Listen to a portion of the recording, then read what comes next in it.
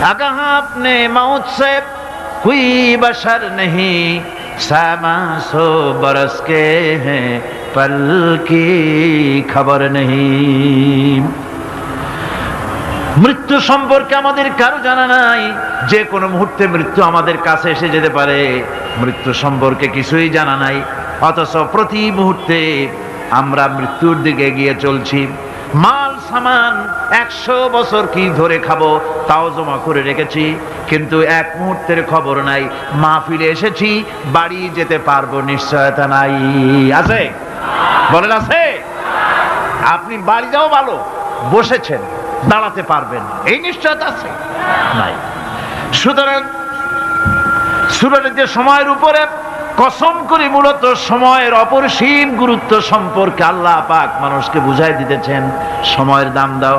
আমাদের সময় চলে যায় গান শুনতে শুনতে, আশ্চর্য মলম বিক্রি করা দেখতে দেখতে, তাস পাশা খেলতে খেলতে সময় চলে যায়, কেউ খেয়াল করে না।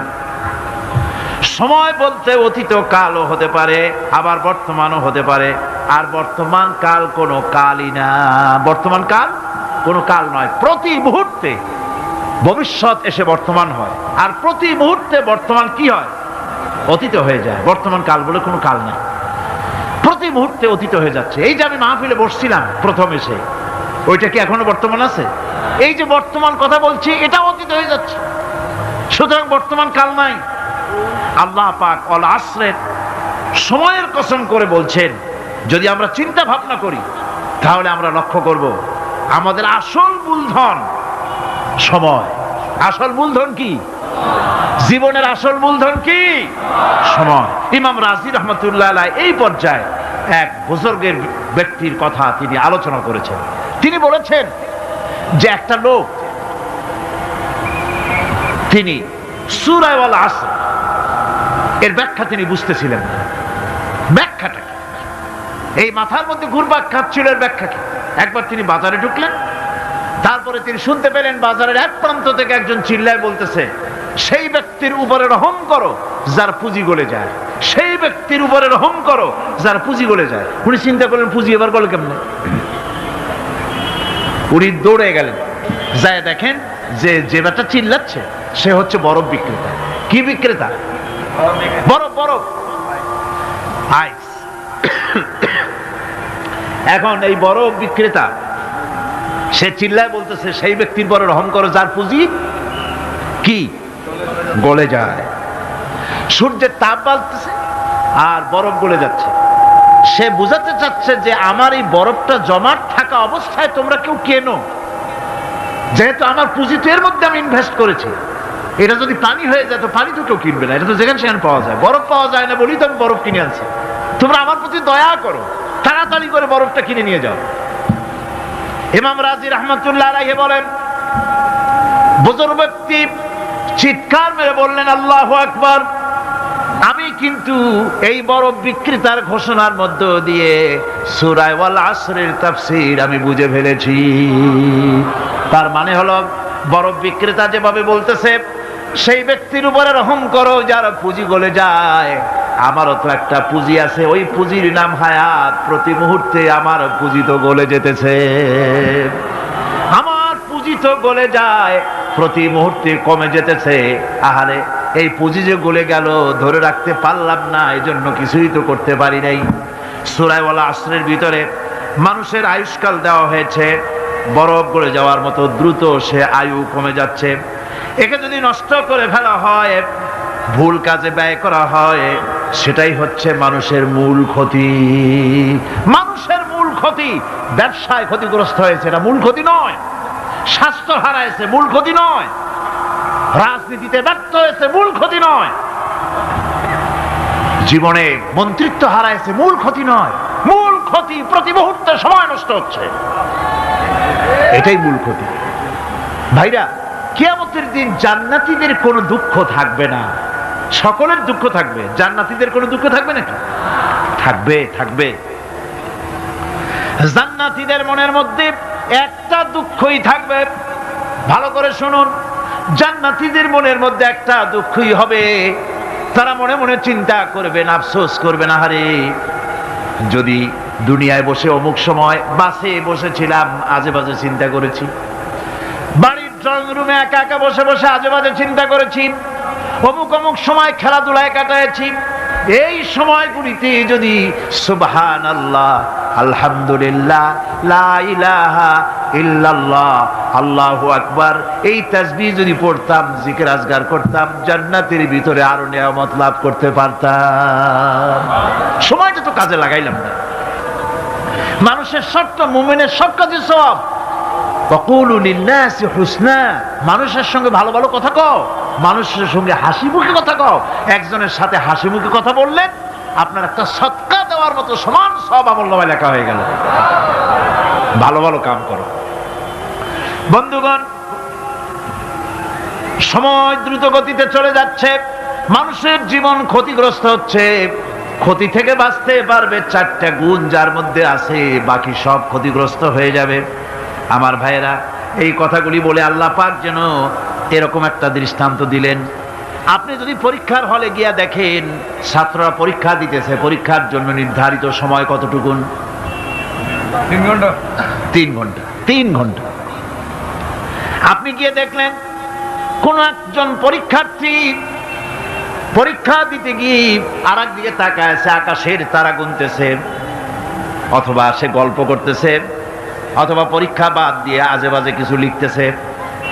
আপনি যেমন তাকে, ওই ছেলেটাকে আনমনা গাফেল ছেলেটাকে ঘড়ির দিকে তাকায় বলেন, এই ছেলে ওই ঘড়ির দিকে তাকাও, দেখো তোমার সময় কিন্তু চলে যেতেছে, মাত্র 1 ঘন্টা আর তুমি সময় নষ্ট করতেছ।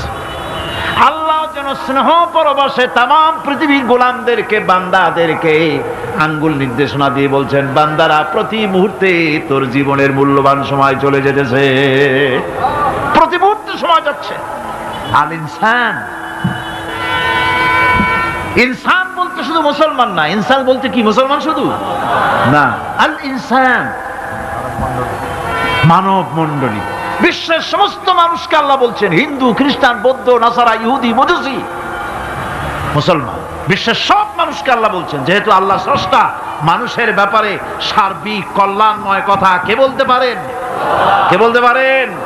সে আল্লাহ রাব্বুল আলামিন বলছেন, সময় চলে যাচ্ছে ও পৃথিবীর মানুষেরা।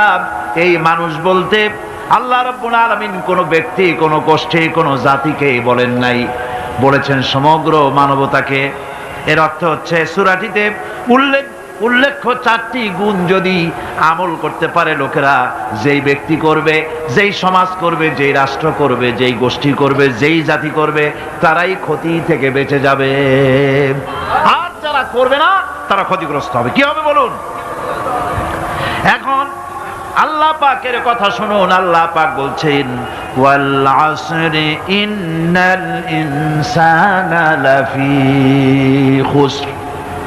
খুসরিন, এই যে খুসর, খাসারা, এই শব্দটা হচ্ছে আবিধানিক অর্থে ক্ষতি হচ্ছে লাভের বিপরীত। লাভের বিপরীত কি? ক্ষতি। নাফা, এই নাফার বিপরীত কি? নোকসান। খাসারাটা কি? নোকসান বলা হয় পুঁজি 50,000 খাটাইছিলাম, লাভ করতে পারি নাই, পুঁজি ঠিক আছে, এটাকে বলা হয় নোকসান। এটাকে কি বলা হয়? নোকসান। কিন্তু আমি পুঁজি খাটিয়েছিলাম 50,000 টাকা, লাভ তো হয়ই নাই, পুঁজিও চলে গেছে, আমও গেছে, ছালাও গেছে, আমও নাই, ছালাও নাই। এইটারে আরবিতে কি বলা হয়? খাসারা, দেউলিয়া। দেউলিয়া হয়ে গেছে। দেউলিয়াটা বোঝেন ভালো আপনারা, দেউলিয়া হয়ে গেছে। কোরআন লাভ বা সাফল্যের ধারণা যেমন নিছক পার্থিব নয়, সমৃদ্ধির কথা শুধু পার্থিব নয়, জন্ম থেকে শুরু করে মৃত্যু পর্যন্ত। কোরআনের লাভের কথা যখন বলা হয় তখন জন্ম থেকে মৃত্যু পর্যন্ত, আখিরাত পর্যন্ত, কিয়ামত পর্যন্ত। ক্ষতিটাও জন্ম থেকে শুরু করে মৃত্যু পর্যন্ত, কিয়ামত পর্যন্ত ক্ষতিটাও। এই ক্ষতি থেকে বাঁচবার জন্য কোরআনে কারিমে বিভিন্ন জায়গায় এই খাসারা শব্দ ব্যবহার করা হয়েছে। আল্লাহ রাব্বুল আলামিন বলছেন, ওয়ামান খাফফাত মাওয়াজিনুহু ফাউলাইকাল্লাযীনা খাসিরু আনফুসাহুম বিমা কানু বিআয়াতিনা ইয়াযলিমুন। যাদের পাল্লা ভারী হবে কিয়ামতে তারাই হবে সফলকাম, আর যাদের পাল্লা হালকা হবে, নেকির পাল্লা যাদের হালকা হবে তারা হবে ক্ষতিগ্রস্ত, তারা নিজেদের নিজেরাই ক্ষতি সাধনকারী হবে কিয়ামতের দিন। কাজে মানুষের জীবনের সমুদয় কার্যাবলীর ভালো অংশ যদি খারাপ অংশের উপরে বিজয়ী হয়, তারপরে খারাপ অংশ পাওনাদারদের দিয়ে টিয়া, এরপরে যদি নেকি কিছু বাকি থাকে তাহলে বোঝা গেল লোকটা কিয়ামতে নাজাত পাবে। আর যদি ভালো কাজের উপরে খারাপ কাজ বিজয়ী হয়ে যায় আর সমস্ত পাওনাদারদেরকে পাওনা মিটাইয়া তারপরেও পাপ বাকি থেকে যায়, এক চাইতে খাসারা পৃথিবীতে আকাশে জমিনে কিছুই আর হবে না। এর থেকে বাঁচার জন্য আল্লাহ পাক এই খাসারা থেকে বাঁচার জন্যই মানুষকে এই কথা বলছে। এই কথাটি কোরআনে কারীমের অন্য একটি আয়াতে আরো সুন্দর করে বলা হয়েছে, যারা নাকি এই দুনিয়ার বুকে যারা নিজেদের পুঁজি খাটাইছে, জীবনের পুঁজি সুদ কামাইতে খাটালো, জীবনের পুঁজি খাটালো হারাম কামাইয়ের ভিতরে, অন্যায় কাজের ভিতরে, যারা জীবনের পুঁজিকে আল্লাহর দ্বীনের কাজে লাগাতে পারে নাই, তাদের সম্পর্কে বলা হচ্ছে খাসিরাদ দুনিয়া ওয়াল আখিরাতা যালিকা হুয়াল খুসরানুল মুবিন। খাসিরাদ দুনিয়া ওয়াল আখিরা, দুনিয়াও ক্ষতিগ্রস্ত, আখিরাতেও ক্ষতিগ্রস্ত। এটা হচ্ছে তার জন্য সুস্পষ্ট ক্ষতি, এর থেকে বড় ক্ষতি আর কিছুই হতে পারে না। আল্লাহ পাক কোরআনে কারীম অন্যত্র বলেছেন, وَنُنَزِّلُ مِنَ الْقُرْآنِ مَا هُوَ شِفَاءٌ وَرَحْمَةٌ لِّلْمُؤْمِنِينَ وَلَا يَزِيدُ الظَّالِمِينَ إِلَّا خَسَارًا। আমি এই কোরআন অবতরণের পরিক্রমায় এমন সব বিষয় অবতীর্ণ করেছি যা মুমিনদের জন্য নিরাময় এবং তাদের জন্য রহমত, আর জালিমদের জন্য ক্ষতি ছাড়া আর কিছুই বৃদ্ধি পায় না। জালিমদের জন্য ক্ষতি বৃদ্ধি পায়, আর যারা মুমিন তাদের জন্য এর মধ্যে নিরাময় আছে, এর মধ্যে রহমত আছে। অর্থাৎ যারা এই কোরআনকে যারা নিজেদের আইনের কিতাব হিসেবে গ্রহণ করেছে, কোরআনকে তাবিজের কিতাব হিসেবে নয়, ধর্মীয় কিতাব হিসেবে নয়, কোরআন সংবিধান। কোরআন কি? কোরআনকে যারা সংবিধান হিসেবে মেনে নিয়েছে, কোরআনকে যারা সংবিধান হিসেবে গ্রহণ করলো ব্যক্তি, পরিবার, সমাজ, রাষ্ট্রে, তাদের যাবতীয় মানসিক, বুদ্ধিবৃত্তিক, নৈতিক, তামাদ্দুনিক রোগের নিরাময় হবে, এর দ্বারা শান্তি হবে। কিন্তু যেসব জালিম এই কোরআনকে প্রত্যাখ্যান করেছি, কোরআনকে যারা মৌলবাদীদের কিতাব বলে, কোরআনের কথা বললে মৌলবাদ বলে গাল দেয়, তারা তাদের কপালকে পোড়াইয়া ছাই বানাইয়া দিছে, তাদের কপাল ভস্মীভূত করে দিয়েছে। আমার দেশে, এই দেশটা কি মুসলমান বেশি না অন্য জাতি বেশি? কোন? জোরে কোন?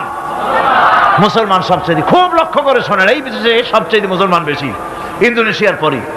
পৃথিবীর দ্বিতীয় বৃহত্তম মুসলিম দেশ হলো কোনটা? বাংলাদেশ। এই দেশে ইসলামরে যত গালি দেওয়া হয়েছে, কোরআনকে যত গালি দেওয়া হয়েছে, আলেমদেরকে যত গালি দেওয়া হয়েছে, রাসূলুল্লাহকে যত গালি দেওয়া হয়েছে, ইসলামী আদর্শকে যত গালি দেওয়া হয়েছে, পৃথিবীতে কোন দেশে এইভাবে ইসলামকে গালি দেওয়া কোথাও হয় নাই। এমনকি আমেরিকার মতো দেশে, ইংল্যান্ডের মতো দেশেও কোরআনের বিরুদ্ধে এত কথা কেউ বলতে সাহস পাবে না, ইসলামের বিরুদ্ধে কথা বলতে সাহস পাবে না, যেহেতু মুসলমানেরা সেখানে পাল্টা আক্রমণ করবে। আজ আমার দেশে মুসলমানের ঘরের সন্তান হইয়া ইসলামের বিরুদ্ধে তারা বক্তব্য রাখে। মৌলবাদ জিকির উঠে গেছে। আমেরিকার প্রেসিডেন্টরা যখন শপথ নেন, প্রেসিডেন্ট হিসেবে ওথ নেন, বাইবেলের উপরে হাত রাখেন আর বলেন, এই মহাগ্রন্থকে স্পর্শ করে শপথ নিচ্ছি, আমি আমার চিন্তা চেতনা, আমার মেধা, আমার প্রজ্ঞা, সবটা আমার জাতি, আমার দেশকে উন্নয়নের জন্য, এর সমৃদ্ধির জন্য, এর সংরক্ষণের জন্য আমি আমার জীবনকে উৎসর্গ করব। বাইবেলের উপরে স্পর্শ করে এই শপথ তারা নেন। আমার দেশের প্রেসিডেন্ট, প্রধানমন্ত্রী শপথ নেওয়ার সময় কোরআন শরীফের উপরে হাত রাখে যদি, তাহলে বলা হবে বেচারা মৌলবাদী হয়ে গেছে। এটা করা যাবে না। আর যদি কেউ করে সামান্য কিছু, কোরআন না, যদি তসবিহ নিয়েও আসে, তাহলে বুঝতে হবে জাতির সাথে একটা প্রতারণা ছাড়ার কিছুই না। কাজেই ধর্মের প্রতি আকর্ষণ একটা ভিন্ন জিনিস, সেই জিনিসকে ছেড়ে যারা দেয় তারাই ক্ষতিগ্রস্ত হয়, আর যারা ধরে রাখে তারা দুনিয়ায় ক্ষতিগ্রস্ত হয় না। আল্লাহ পাক এখানে রাসূল করিম সাল্লাল্লাহু আলাইহি ওয়াসাল্লামের একটি হাদিস প্রণিধানযোগ্য কোরআনের ব্যাপারে। হুজুর বলেছেন, আল কোরআন হুজ্জাতুন লাকা ওয়া আলাইকা। এই কোরআন হয় তোমার পক্ষের সাক্ষী, না হয় এই কোরআন তোমার বিপক্ষের সাক্ষী। কিয়ামতে এই কোরআন হয় তোমার পক্ষে কাজ করবে, নতুবা এই কোরআন তোমার বিপক্ষে কাজ করবে। দুই অবস্থা থেকে খালি হবে না, হয় কোরআন তোমার পক্ষে সাক্ষী দেবে, না হয়। আমরা কি চাই? কিয়ামতে কি চাই? বলেন কি চাই? কোরআনের পক্ষে যদি আমরা সাক্ষী চাই, তাহলে এই কোরআনের পক্ষে আমাদেরকে কাজ করতে হবে। এছাড়া আমাদের নাজাতের কোনো পথ নাই। আমাদের মুক্তির পথ হচ্ছে কোরআন কেন্দ্রিক, রাসূলুল্লাহর হাদিস কেন্দ্রিক। এর বাইরে আমাদের সমস্ত পুঁজি নষ্ট হয়ে যাবে। আমাদেরকে পৃথিবীতে টিকে থাকতে হলে কোরআনের উপরে ভিত্তি করে আমাদেরকে বাঁচতে হবে, টিকতে হবে।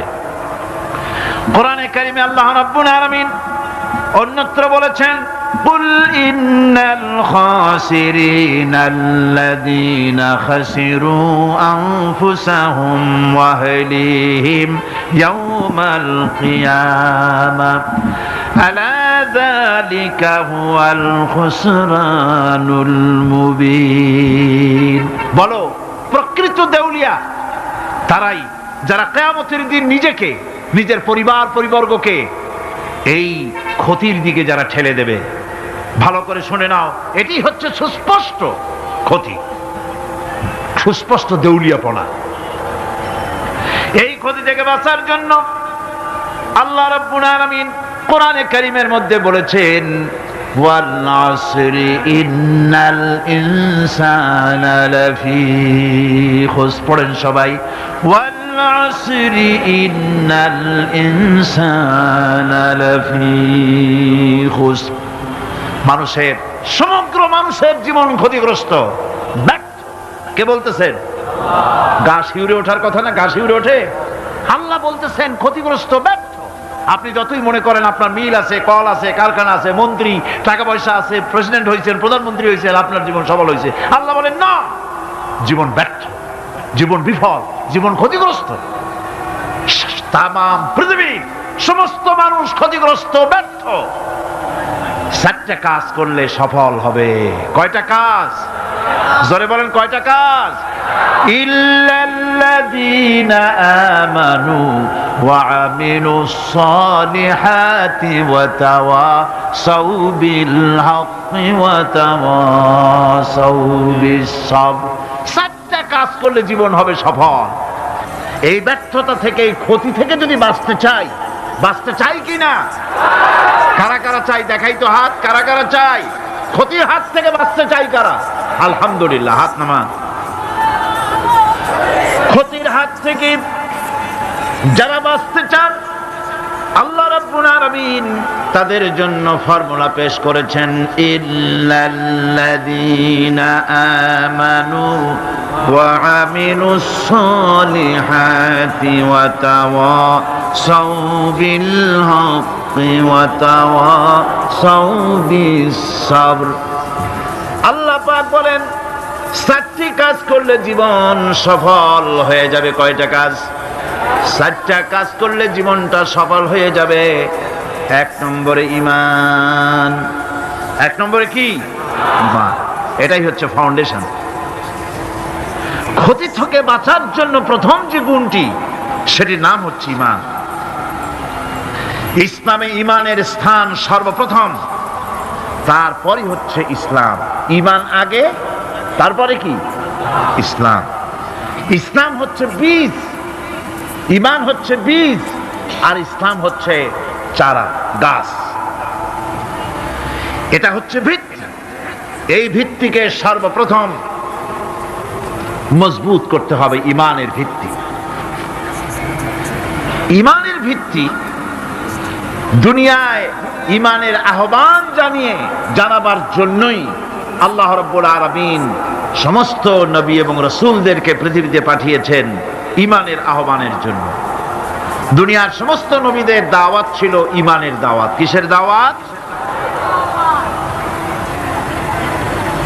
এই ঈমানের দাবিটা আসছে, এই দাওয়াতটা এসেছে আল্লাহর কাছ থেকে। কার কাছ থেকে? দেখুন, পৃথিবীর ভিতরে কোন নবীদের কথার সাথে আরেকজন নবীর কথার কোনো বৈপরীত্য হয় নাই। সমস্ত নবীদের কথা একরকম ছিল। কয় রকম? একজন নবীর সঙ্গে তার বক্তব্যের সাথে আরেকজন নবীর বক্তব্যের কোনো গুণগত মৌলিক কোনো পার্থক্য ঘটে নাই, অসঙ্গতি হয় নাই। কারণ নবীরা আম্বিয়া আলাইহিমুস সালাম নিজেরা বানিয়ে কথা রচনা করে তারা মানুষের সামনে পেশ করে নাই। সমস্ত নবীদের কাছে যত দাওয়াত এসেছে একটা অফিস থেকে এসেছে। সে অফিসটা হচ্ছে কার? আল্লাহ রাব্বুল আলামিনের। তাই দুনিয়ার সমস্ত পয়গম্বরদের দাওয়াত ছিল না ইলাহা ইল্লাল্লাহ, লা ইলাহা ইল্লাল্লাহ, লা ইলাহা,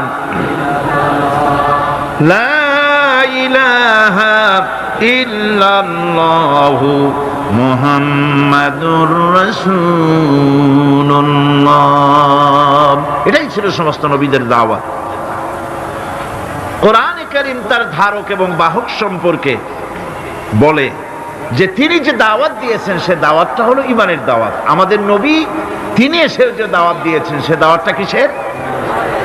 কোরআনে কারীম বলছি, রব্বানা ইন্নানা সামি'না মুনাদিয়ান ইউনাদি লিল ঈমান। হে আমাদের রব, নিশ্চয়ই আমরা এমন একজন আহ্বায়কের আহ্বান শুনেছি যিনি আমাদেরকে ঈমানের দাওয়াত দিয়েছেন। এমন কোন পয়গম্বর নাই দুনিয়ায় যিনি ঈমানের দাওয়াত দেন নাই। সকলেই ঈমানের দাওয়াত মানুষের সামনে, বিশ্ববাসীর সামনে পেশ করেছেন। কোরআনে হাকিম স্পষ্ট একটা সীমারেখা দুনিয়ার মানুষের সামনে পেশ করে পৃথিবীর মানুষগুলিকে দুটি শ্রেণীতে বিভক্ত করে দিয়েছে।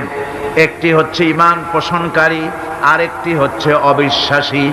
একটা ঈমান পোষণকারী আর একটা অবিশ্বাসী। ঈমান পোষণকারীরা সত্যশ্রয়ী, তারা হচ্ছে জ্ঞান এবং নূরের সম্পদে সমৃদ্ধ। আর দ্বিতীয় দলটি হচ্ছে কাফের, জালিম, মূর্খ। তারা হেদায়েতের রাস্তা তাদের জন্য অবরুদ্ধ। কোরআনে কারীম এই দুইটি দল সম্পর্কে উল্লেখ করতেছেন, মাসালুল ফারিকাইনি কাল আ'মা ওয়াল আসাম্মি ওয়াল বাসীরি ওয়াস সামিম হাল ইয়াস্তাবিয়ানি মাসালান আফালা। কোরআন শরীফ বলছে, হাল ইয়াস্তাবিয়ানি মাসালান আফালা তাযাক্কারুন। দুইটি শ্রেণীতে আল্লাহ পাক ভাগ করে দিয়েছেন। একটা শ্রেণী হচ্ছে অন্ধ, বোবা, বধির। আরেকটি যারা শুনতে পায়, চোখে দেখতে পায়। এই দুটি কখনো এক নয়, সমান নয়। এ দুটির রাস্তা আলাদা। কাফেরের রাস্তা আর ইমানদারদের রাস্তা সম্পূর্ণ ভিন্ন। আল্লাহ রাব্বুল আলামিন ঈমান এবং কুফরের পার্থক্য বলে দেওয়ার জন্য গোটা মানব জাতির মধ্যে স্পষ্ট করে বলেছেন, লা ইকরাহা ফিদ-দীন ক্বাদ তাবায়্যানার রুশদু মিনাল গায়ব। দ্বীনের ব্যাপারে জোর জবরদস্তি নেই। এখানে হেদায়েতের পথ এবং গোমরাহি, হেদায়েতকে গোমরাহির পথ থেকে সম্পূর্ণ আলাদা করে দেওয়া হয়েছে। লা ইকরাহা ফিদ-দীন, দ্বীনের ব্যাপারে কোনো জোর জবরদস্তি নাই। রব্বুল আলামিন কোরআনে কারীমের মধ্যে বলেছেন, আল্লাযী খালাকাল মাউতা ওয়াল হায়াতা লিয়াবলুয়াকুম আইয়ুকুম আহসানু আমালা। আমি পরীক্ষার জন্য এই জীবন দিয়েছি তোমাদেরকে, পরীক্ষা হবে। এই পরীক্ষা জীবন আর মৃত্যু দুটি জিনিস দিয়েছি পরীক্ষা করার জন্য। এই পরীক্ষার জন্য তোমরা পাস করতে পারো। পরীক্ষা আসছে, এখন প্রশ্নপত্র সব ফাঁস করে দেওয়া হয়েছে। প্রশ্নগুলি সঠিকভাবে আদায় করুন, প্রশ্নগুলি পড়ুন এবং জীবনটাকে সেইভাবে গড়ুন। নামাজটা সহি করে আদায় করুন। বহু মুসলমান আছে নামাজই পড়ে না, নামাজ পড়তে জানেও না। নবী করিম সাল্লাল্লাহু আলাইহি ওয়াসাল্লাম বলেছেন, সাল্লু কামা রাআইতুমুনি উসাল্লি, নামাজ পড়ো সেইভাবে যেভাবে আমাকে তোমরা পড়তে দেখো। সুবহানাল্লাহ। আর রাসূলুল্লাহ কেমনে নামাজ পড়তেন, এইটা বর্তমান বিশ্বের শ্রেষ্ঠ হাদিস বিশারদ আল্লামা নাসিরউদ্দিন আলবানী তিনি ইন্তেকাল করেছেন। আল্লাহ পাক তাকে জান্নাতুল ফেরদাউসের মেহমান বানায় নিক, বলেন আমিন। তার লেখা বই আছে রাসূলুল্লাহ সাল্লাল্লাহু আলাইহি ওয়াসাল্লামের নামাজ, বইয়ের নাম রাসূলুল্লাহ সাল্লাল্লাহু আলাইহি ওয়াসাল্লামের নামাজ। ছোট্ট একটা বই, এই বইটা আপনারা কিনবেন। এই বইটা যেভাবে লেখা আছে নামাজ সেইভাবে পড়বেন। নামাজ রাসূল করিম ঠিক যেভাবে পড়েছেন ওইভাবেই লেখা আছে। আপনি আন্দাজে পড়লে হবে না, টুকুর টাকুর করে কয়েকটা সেজদা দিলেই হবে না। তা দিলে আর কান, একটা সেজদা থেকে আরেকটা সেজদার মাঝখানে সময় দিতে হবে, রুকু থেকে দাঁড়ায় সময় দিতে হবে, ধীরে ধীরে নামাজ পড়তে হবে। অথচ আমরা নামাজ পড়ি সব থেকে ব্যস্ততার সাথে, দ্রুত, রকেট সার্ভিস। কোরআন শরীফের ভিতরে নামাজের গুরুত্ব সর্বাধিক দেওয়া হয়েছে। নামাজের কথা কয়বার বলা হয়েছে? 82 বার। 82 বার আল্লাহ পাক বলেছেন নামাজ আদায় করো, 82 বার বলেছেন। আর নবীজি বলেছেন লা দীনা লিমান লা সালাতা লাহু, যার কাছে নামাজ নাই তার কাছে দিন বলে কোনো জিনিস নাই। মান তারাকা সালাতান মুতাআম্মিদান ফাকাদ কাফারা, ইচ্ছে করে যে ব্যক্তি নামাজ ছেড়ে দিল কাফের হয়ে গেল, বলেন নাউজুবিল্লাহ। কিয়ামতের দিন, বুখারী শরীফের হাদিস, আল্লাহ পাকের নবী বলেছেন কিয়ামতের দিন সর্বপ্রথম আল্লাহ জিজ্ঞেস করবেন বান্দা নামাজ পড়ছো কিনা। প্রথম প্রশ্ন কি বলেন? প্রথম প্রশ্ন কি? যার নামাজ কবুল তার সমস্ত নেক আমল মঞ্জুর, যার নামাজ কবুল হবে না কোনোটাই মঞ্জুর হবে না। কথা বুঝতে পেরেছেন? নামাজ সঠিকভাবে আদায় করতে হবে। নবী করিম সাল্লাল্লাহু আলাইহি সাল্লাম ইন্তেকালের 5 দিন আগে থেকে জ্বরাক্রান্ত হলেন, রোগাক্রান্ত হলেন, জ্বরে আর মাথার যন্ত্রণায় অস্থির হয়ে যেতে লাগলেন, বেহুশ হন আবার হুশ হন। যেদিন তিনি ইন্তেকাল করবেন তার আগের দিনেও তিনি জোহরের নামাজ পড়ার জন্য সাহাবীদের কাঁধের উপরে ভর দিয়ে নামাজ পড়তে গেছেন। পা উঁচু করে নিতে পারেন নাই, পা টেনে টেনে নিয়েছেন। তিনি সেখানে খুতবা দিলেন, বললেন ও আমার উম্মতেরা, এই পৃথিবীতে আল্লাহ রাব্বুল আলামিন তার এক বান্দাকে পৃথিবীর সব জাগতিক সম্পদ দিতে চেয়েছিলেন, কিন্তু সেই বান্দা সব জাগতিক সম্পদকে উপেক্ষা করে আল্লাহর সঙ্গে দিদার করা বেশি পছন্দ করেছেন। কেউ কিছুই বুঝলো না। হযরত আবু বকর রাদিয়াল্লাহু তাআলা আনহু খুব কাঁদতে লাগলেন। তিনি বুঝতে পেরেছেন যে এই পৃথিবীতে সমস্ত সম্পদ দিতে চেয়েছিলেন আল্লাহ যাকে, তার নাম বিশ্বনবী। তিনি সবগুলি উপেক্ষা করে আল্লাহর সঙ্গে দিদার করা বেশি পছন্দ করেছেন। আমরা অতি তাড়াতাড়ি নবীজি থেকে নবীর এতিম হয়ে যাব। পরের দিন ইশার নামাজের রক্ত হলো, আজান হয়ে গেল, মসজিদে মুসল্লিরা ভরে গেছে, সাহাবায়ে কেরাম সব এসে গেছেন। হুজুরের জন্য বহুক্ষণ অপেক্ষা করার পর হযরতে আবু বকর রাদিয়াল্লাহু তাআলা আনহু তিনি ইমামতির জায়গায় দাঁড়ায় গেছেন। নবীজি বেহুশ অবস্থায় ছিলেন ঘরের মধ্যে। হুশ আসার পর তিনি হযরত আয়েশাকে বললেন, আয়েশা, মসজিদে নববীতে এখন কি হতেছে? তিনি বললেন, নামাজ হচ্ছে, লোকেরা আপনার অপেক্ষা করেছে, কিন্তু আপনাকে না পাইয়া দীর্ঘক্ষণ অপেক্ষা করার পর আপনাকে না পেয়ে আমার বাবার ইমামতিতে তারা নামাজ পড়তেছে, কিন্তু মুসল্লিদের মধ্যে কান্নার রোল পড়ে গিয়েছে। তাদের ধারণা হয়েছে নবীজির জায়নামাজে যখন হযরত আবু বকর দাঁড়ায় গেছে, নবীজির পিছনে নামাজ পড়া আর আমাদের কিসমতে হবে না। নবীজি বলছেন, আয়েশা রে, মসজিদে নববীর দিকের দরজাটা খুলে দাও, আমি নামাজের দৃশ্য দেখতে চাই। দরজা খুলে দেওয়া হলো। নবীজি কোন রকম মাথা উঁচু করে মসজিদে নববীতে নামাজের দৃশ্য নিজে অবলোকন করে আবার শুয়ে পড়লেন। হযরত আয়েশা লক্ষ্য করে দেখেন নবীজির চোখের পানি দিয়ে কোনা দিয়া পানি বেয়ে বেয়ে পড়ছে। হযরত আয়েশা প্রশ্ন করলেন, ইয়া রাসূলুল্লাহ, নামাজের দৃশ্য দেখি কাঁদছেন কেন? হুজুর বলেন, আয়েশা রে, এটা কোনো দুঃখের পানি নয়, আমি কাঁদতেছি এই জন্যে, এই নামাজের জামাত কায়েমের জন্য তায়েফের ময়দানে অনেক রক্ত ঝরেছে, আবার উহুদের ময়দানে দান দান শহীদ হয়েছে, সাহাবায়ে কেরাম জীবন দিয়েছে। আজ আমি দেখতে পেলাম আমার উম্মতেরা জামাতে নামাজ পড়ছে। আমার ধারণা হলো ভবিষ্যতে কিয়ামত পর্যন্ত আমার উম্মতেরা এইভাবে জামাত বন্দী হয়ে নামাজ আদায় করবে। নবীজি আবার বেহুশ হয়ে পড়লেন। মসজিদে নববী থেকে আজ আর কেউ বাড়ি যায় না, সবাই কান্দে। আজ রাত বোধহয় নবীজি কাটাবেন না।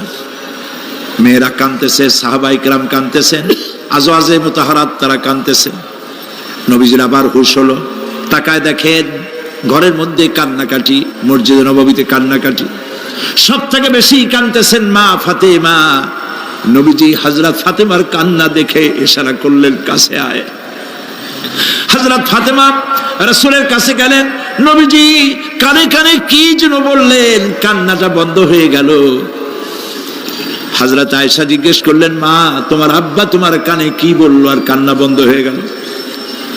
হযরত ফাতেমা বলে, আম্মাজি, আমার আব্বা আমাকে বললেন, মা ফাতিমা, তোমার কান্না আমার বরদাস্ত হয় না, কেঁদো না, আমি মৃত্যুর পরে সকলের আগে তোমার সাথে আমার দেখা হয়ে যাবে।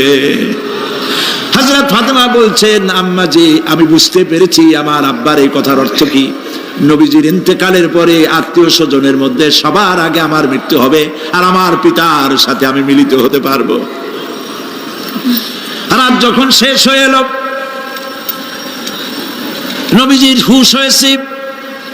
তাকায় দেখেন হযরত জিবরাইল দাঁড়ানো। হযরত জিবরাইল নবীজির চেহারা মোবারকের দিকে তাকায় বলেন, আসসালামু আলাইকা ইয়া রাসূলুল্লাহ। আল্লাহ আপনাকে সালাম বলেছেন, আর আল্লাহ পাক জানতে চেয়েছেন আপনার মুখে আপনি কেমন আছেন। আল্লাহ জানেন আপনার অবস্থা কি, তারপরেও আপনার মুখে শুনতে চেয়েছেন আপনি কেমন আছেন। নবীজি বলছেন, জিবরাইল, বড় কষ্টে আছি, বড়ই যন্ত্রণা, বড়ই কষ্ট। হযরত জিবরাইল বলছেন, ইয়া রাসূলুল্লাহ, আজকে এক নতুন ফেরেশতা আমি সাথে করে নিয়ে এসেছি। এই ফেরেশতা পৃথিবীর কোন নবী অথবা কোন মানুষের কাছে যাওয়ার জন্য অনুমতি চায় না। আজ আপনার কাছে অনুমতি ভিক্ষা চায় কাছে আসার জন্য। ওই ফেরেশতার নাম হচ্ছে মালাকুল মউত। হযরত মালাকুল মউত বলেন, ইয়া রাসূলুল্লাহ, এই পৃথিবীতে আদম আলাইহিস সালাম থেকে নিয়ে পর্যন্ত কোন মানুষের জান কবজের জন্য আমার অনুমতি চাওয়া লাগে নাই, আর কোনোদিন লাগবে না। আজ আমি আসার সময় আল্লাহ বলেছেন আপনার জান কবজের জন্য আমি যেন আপনার কাছে অনুমতি ভিক্ষা চাই। নবীজি বলছেন, আমি যদি অনুমতি না দেই তো কি হবে? হযরত মালাকুল মউত বলছেন, ইয়া রাসূলুল্লাহ, অনুমতি যদি না দেন আমি ফেরত চলে যাব, আমাকে সেভাবেই বলা হয়েছে। হযরত জিবরাইল বলেন, ইয়া রাসূলুল্লাহ, আল্লাহ রাব্বুল আলামিন আপনার দিদারের ইন্তজার করতেছে।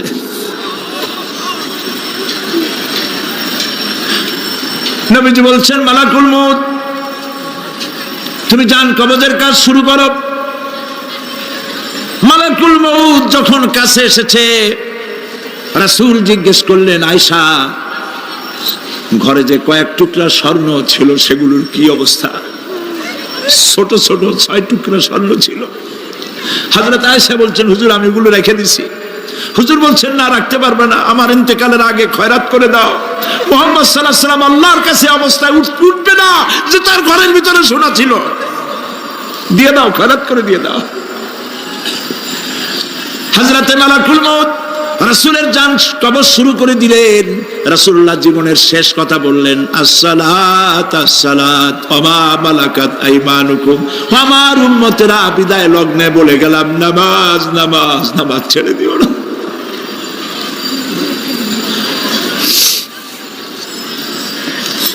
প্রিয় ভাইরা, নবী করিম সাল্লাল্লাহু আলাইহি ওয়াসাল্লাম জীবনের শেষ কথা বলে গেছেন নামাজ।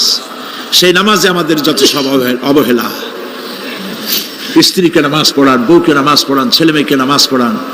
দোকানদার ভাইরা যখন আজান হয়ে যাবে দোকান বন্ধ করে দেন, আপনি আপনার কর্মচারীরা নামাজ পড়তে যান। যতটুকু সময় নামাজ পড়তে গেছে এই সময় বিক্রি করলে যা লাভ হইতো এরপরে বিক্রি করলে আল্লাহ 10 গুণ বেশি বরকত দিতে পারেন। পারেন কিনা? পারেন কিনা? পারেন। আল্লাহর বিশ্বাস করেন, আল্লাহ আপনার বরকত দিবে। আপনার কর্মচারী, দোকানদারে, বাড়ি ঘরে স্ত্রী পুত্র পরিজন যারা আছে সবাইকে নামাজি বানান, নামাজি বানাবার জন্য চেষ্টা করেন। নামাজ রোজা ইত্যাদি করুন। মিথ্যা বলবেন না, ওজনে কম দিবেন না, খাদ্যে ভেজাল দিবেন না, ঘুষ খাবেন না, ঘুষ দিবেন না, মানুষের উপর অত্যাচার করবেন না, কাউকে কষ্ট দিবেন না, মানুষ যেন আপনার ব্যবহারে কষ্ট না পায়।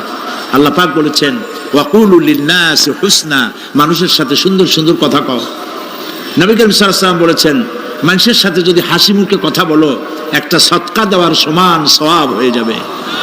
মানুষকে ভালোবাসো, গরিবদের ভালোবাসো, তাদের অর্থ করি দাও, পয়সা করি দাও, তোমার যা আছে দিতে থাকো। কুয়ার পানি যত উঠাবেন তত কুয়ার পানি ভালো থাকবে, আর পানি উঠাবেন না কুয়ার পানি পচে যাবে। এই জন্য আল্লাহর রাস্তায় পয়সা যত ইনকাম হচ্ছে খরচ করতে থাকেন, আল্লাহ পাক দিতে থাকবেন। আল্লাহ পাক বলেছেন যে সদকার মালকে আল্লাহ বৃদ্ধি করে দেন, আর দান সদকা যারা করে না, যাকাত দেয় না, তাদের মালকে আল্লাহ ধ্বংস করে দেন, হালাক করে দেন। এগুলোর দাম নাই, অশান্তি বাড়বে, বউ কথা শুনবে না, সন্তানাদি কথা শুনবে না, মামলা মোকদ্দমা, অশান্তি আর অশান্তি। আর আল্লাহর পথে থাকুন, আল্লাহ শান্তি বাড়ায় দেবেন। আমরা বলি আমিন। প্রিয় ভাই সব, আমি কিছু আলোচনা আজকে আল্লাহ পাক যা করাইছেন এগুলি যেন আল্লাহ আমারে আমল করার তৌফিক দেন। আমি মাঝে মধ্যে ভয় পাই, একদিন তো এই খবর নিশ্চয়ই হবে যে সাইদি বিদায় হয়ে গেছে। সেদিন খালি হাতে যেন আল্লাহর কাছে না যাই, আমি যেন আসামি না হই যে আমি যা বলছি মানুষকে 40 বছর একটানা যা বললাম আমি নিজে আমল করতে পারি নাই। এরকম ভিক্ষুক যেন আমি না হই, আমি যা মানুষকে বলেছি আমি যেন তা আমল করতে পারি। আমি আপনাদের কাছে দোয়া চাই। আমরা কেউ বাঁচবো না, এই যে দেখা হলো আবার দেখা নাও হইতে পারে। সেই জন্য আমরা আমাদের জীবনকে যেন তৈরি করি। আপনারা কোরআন শরীফ পড়ুন, দিন শিখুন, ঈমান শিখুন, ভালো থাকুন, ভালো হয়ে চলুন। আল্লাহ রাব্বুল আলামিন পরীক্ষার জন্য আমাদেরকে এই ময়দানে ছেড়ে দিয়েছেন। প্রশ্ন কি হবে আল্লাহ সব বলে দিয়েছেন। প্রশ্ন কি হবে? তোমার যৌবন, এ ব্যাপারে প্রশ্ন করা হবে। কোন পথে ইনকাম করেছো প্রশ্ন করা হবে। কোন পথে খরচ করেছো প্রশ্ন করা হবে।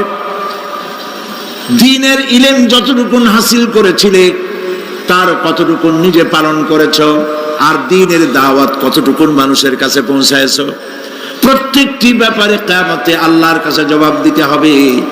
এই জন্য কবি বলছেন আমল সে জিন্দেগি বনতি হ্যায় ये जन्नत भी व जहन्नम भी ये खाके अपनी फितरत है ना नारी ना नूरी। মানুষের জীবন আমল দিয়ে গঠন হয়, আমল দিয়ে জীবন গড়ে, নইলে এই মাটির তৈরি দেহ জান্নাত আর জাহান্নামের কিছু দিয়ে তৈরি হয় নাই। আপনি ইচ্ছে করলে দেহটাকে জাহান্নামের জন্য উপযোগী করতে পারেন, ইচ্ছে করলে এই দেহটাকে জান্নাতের জন্য উপযোগী করতে পারেন। এটি আপনার ইখতিয়ারে আল্লাহ দিয়েছেন, আপনাকে বাধ্য করা হয় নাই যে সেজদা না দিলে ফেরেশতা এসে ঘাড়ের উপরে পিটাবে, সুদ ঘুষ জেনা করলে পরে ঠ্যাং পিটায় ভেঙে দেওয়া হবে না। আপনি বাধ্য নন। আপনি সম্মানিত জীব, আল্লাহ সম্মানিত প্রাণী আল্লাহ পাকের, সেই জন্য মানুষকে বাধ্য করা হয় নাই। অটোনোমাস বডি, অটোনমি দেওয়া হয়েছে, আপনাকে স্বাধিকার দেওয়া হয়েছে। চন্দ্র সূর্যের ব্যাপারে স্বাধিকার দেওয়া হয় নাই। রাত এখন 7:35, সূর্যের বাপেরও ক্ষমতা নাই বাংলাদেশে এখন উকি মারে, ঠিক কিনা? সে এখন আমেরিকায় রোদ দিচ্ছে, তাপ দিচ্ছে আমেরিকায়। ওকে নির্ধারণ করা হয়েছে যেভাবে, সেইভাবেই করতে হবে। পানি বলেন, পাহাড় বলেন, পাখি বলেন, চন্দ্র বলেন, গ্রহ বলেন, নক্ষত্র বলেন, সব জিনিস বাই হুক অ্যান্ড ক্রুক আল্লাহর হুকুম মানতে বাধ্য। কোরআনে কারীমে আল্লাহ পাক বলেছেন আফাগায়রা দীনিল্লাহি ইয়াবগুন ওয়া লাহু আসলামা মান ফিস সামাওয়াতি ওয়াল আরদি তাওআন ওয়া কারহা। দেওয়া জীবন ব্যবস্থা ছেড়ে দিয়ে তোমরা কি অন্য কোনো মতবাদ তালাশ করো? ওয়ালাহু আসলামা মান ফিস সামাওয়াতি ওয়াল আরদ, অথচ আকাশে যা আছে জমিনে যা আছে সব আনুগত্যের মস্তক আমার সামনে অবনত করে দিয়েছে। সুবহানাল্লাহ। মানুষকে আল্লাহ পাক ইখতিয়ার দিয়েছেন, ইচ্ছে করলে মাহফিলও আসতে পারেন, ইচ্ছে করলে সিনেমাও ঢুকতে পারবেন, অসুবিধা নেই। অসুবিধার জন্য কিয়ামত, ওখানে হিসাব হবে। এখানে আপনি সূর্য চন্দ্র ফেরেশতারও কোনো মাজাল নাই, কোনো ইখতিয়ার নাই আল্লাহর হুকুমের বাইরে কিছু করে। আল্লাহ যা করতে বলেছেন তাই করতে হবে, এর বাইরে এক চুলও নড়তে পারবে না। কিন্তু মানুষেরা করতে পারবে। মানুষ ইচ্ছে করলে নামাজ রোজা ছাড়তে পারে, ইচ্ছে করলে আল্লাহরে অমান্য করতে পারে। এইটা তার বিচারের জায়গা না, এটা হলো পরীক্ষার জায়গা। এটা কিসের জায়গা? পরীক্ষার জায়গা। এখানে আপনি কামাই করলে ওখানে কিছু পাবেন, এখানে কামাই না করলে কিছু পাবেন না। আরো সোজা করে বলি, কোন কৃষক, যে কৃষক আষাঢ় মাসে শ্রাবণ মাসে জমিন চাষ করে না, পৌষ মাসে তার গোলায় ধান আসবে? কথা বোঝেন নাকি বোঝেন না? পৌষ মাসে গোলায় ধান আসবে? কোনো পাগলও বলবে না যে তুমি তো চাষই করো নাই, তুমি জমিনে, তোমার জমিনের ফসল তোমার ঘরে আসবে কেন? কাজী এই দুনিয়ায় পরীক্ষা দিলে এখানে রেজাল্ট হয়, এখানে গাছ লাগাইলে এখানে ফল দেয়। কিন্তু মানুষের জন্য আল্লাহ পাক যে আমল তৈরি করেছেন, পরীক্ষা নেবেন, সেই পরীক্ষার রেজাল্ট এখানে হবে না। পরীক্ষার রেজাল্ট আউট হবে কোথায়? আখিরাতে। বলেন সবাই, কোথায় হবে? পরীক্ষার রেজাল্ট আউট হবে কোথায়? আখিরাতে। এখানে আপনি যা কামাই করবেন এখানে রিটার্ন দেওয়া হবে না। এখানে যা কামাই করবেন সমস্ত কামাই 700 গুণ বর্ধিত আকারে কিয়ামতে আল্লাহ আপনার হাতে ধরাই দিবেন। আল্লাহর ওয়াদা কখনো মিথ্যা হয়? মিথ্যা হয় রাজনৈতিক দলের নেতারা, এই জাতীয় লোকেরা যারা মঞ্চে আসে আর বলে যে এবার আমাদের ভোট দেন, আমরা ক্ষমতায় যাইতে পারলে আপনারা না খাইয়া কেউ মরবেন না। কিন্তু কি খাইয়া মরবে তাও কয় না। সেদিন শুনলাম এই যে নির্বাচন এখন একটা চলতেছে, স্লোগান বাপ দাঁড়াইছে, ছেলে তো বলে রহিম ভাই আমার ভাই, তোমার ভাই, বাপের নাম রহিম। তারপরে শুনলাম বলতেছে বেগুন ভাইয়ের চরিত্র, আজকাল নাম রাখে তো আদর করে, বেগুন পটল, বেগুন ভাইয়ের চরিত্র ফুলের মতো পবিত্র। আমি আরেকজনের পাশের থেকে কইল যে নামাজ পড়ে না একক, তো এমনই ফুলের মতো চরিত্র। তো দুনিয়ার ময়দানে আপনি যা কামাই করবেন এখানে রেজাল্ট আউট হবে, এখানে আপনি পাবেন ফল, এখানে পাবেন। যা করবেন এখানে গাছ লাগাবেন, ফল লাগাবেন, এখানে পাবেন। আর আল্লাহর জন্য যেটা করবেন সেটার ফল, সেটার রেজাল্ট কিয়ামতে বাইরে হবে। সুবহানাল্লাহ। এখানে পরীক্ষা দিয়ে যদি কেউ ফেল করে, ম্যাট্রিক পরীক্ষা দিয়ে ফেল করেছে, ফাজেল পরীক্ষা দিয়ে ফেল করেছে, আবার পরীক্ষা দিয়ে পাস করার সুযোগ আছে, আবারও ফেল করেছে, আবারও পরীক্ষা দিয়ে পাস করার সুযোগ আছে। 10 বার যদি ফেল করে আরো 10 বার পরীক্ষা দিয়ে পাস করার সুযোগ আছে। কিন্তু কিয়ামতের দিন আল্লাহ রাব্বুল আলামিনের জীবনের পরীক্ষায় কোনো মানুষ যদি আল্লাহর আদালতে ফেল করে বসে একবার, দ্বিতীয়বার পরীক্ষা দেওয়ার আর কোনো সুযোগ নাই। এই পৃথিবীতে যদি কেউ নিম্ন আদালতে মামলায় হেরে যায়, জজ কোর্টে করবে, যদি হেরে যায় হাইকোর্টে করবে, হেরে গেলে আপিল করবে সুপ্রিম কোর্টে, সুপ্রিম কোর্টেও যদি হেরে যায় তাহলে প্রেসিডেন্টের কাছে আপিল করবে। সুযোগ আছে কয়েকবার। কিন্তু কিয়ামতের দিন জীবনের আদালতে কোনো মানুষ যদি একবার ফেল করে বসে, জীবনের মামলায় যদি একবার হেরে যায়, দ্বিতীয়বার আপিল করার আর কোনো জায়গা নাই। সে আখিরাতে রেজাল্ট আউট হবে। আমরা সব মরে যাব, আমরা সব কি হব? সব মরে যাব। আল্লাহ পাক আমাদেরকে উঠাবেন আবার। মানুষকে কবরে রাখার সময় আমরা কি বলি? মিনহা খালাকনাকুম, জানেন না? পড়েন, মিনহা খালাকনাকুম ওয়া ফিহা নুঈদুকুম ওয়া মিনহা নুখরিজুকুম তারাতান উখরা। এই মাটি দিয়ে তোমাকে তৈরি করা হয়েছিল, এই মাটির মধ্যে রেখে গেলাম, এর থেকে আবার তোমাকে উত্থিত করা হবে। কে বলতেছেন এ কথা? আল্লাহ পাক বলছেন, আল্লাহ তাআলা বলছেন। কি নিষ্ঠুর এই পৃথিবী! ভেবে দেখেছেন কি একবারও কি ভেবে দেখেছেন এই পৃথিবী কত নিষ্ঠুর? এই সন্তান সন্ততি সব একটি মোহ, একটি মায়া, একটি মহব্বত, একটি প্রতারণা। যে বইয়ের জন্য হারাম ইনকাম করেছেন, যে সন্তানদের জন্য হারাম ইনকাম করেছেন, জান দিলেন, রক্ত দিলেন, জীবন দিলেন, সারা রাত কষ্ট করেছেন, দৌড়দৌড়ি করেছেন, যখন মরে গেলেন, যে বাচ্চাটা আপনি করে না নিলে কলিজা ঠান্ডা হয় না, সেই বাচ্চা বলবে, মাকে বলবে, মা বাপের লাশ যে রুমে আছে আমার সেখানে নিও না, আমার ভয় করে। ঠিক কিনা? স্ত্রীও আরো দু একজন লোক না হলে লাশের ঘরে থাকতে পারবে না, তারও ভয় করবে। থাকলে বড় জোর মা থাকতে পারে, বাপ থাকতে পারে। যাকে বিবাহ করার পর অনেক সন্তান আছে, মা বাপকে চোখে দেখতে পারে না, বউর কথা মতো মায়ের সাথে কথা বলা বন্ধ করে দেয়। হয়তো কুমিল্লা এরকম নাও থাকতে পারে। বউ তো নালিশ করছে, মার সাথে কথা কয় না। আবার বলে, এই বুড়িটা মরে না কেন? নাউযুবিল্লাহ, নাউযুবিল্লাহ। বুড়িটারে মরার কথা বলতেছো তুমি? তোমার ছোট্টবেলায় যখন তোমার টাইফয়েড হয়েছিল, অসুখ করেছিল, গরিব বাবা, বাড়িতে ল্যাপ নাই, খাতা নাই, তোষক নাই, সেই জায়গায় মা তার কাপড় বিছায় দিয়া বুকের উপরে নিজের শরীরের উষ্ণতা দিয়া বাঁচায় রাখার চেষ্টা করেছে, নিজে না খেয়ে খাওয়াইছে, অসুখ সারে না।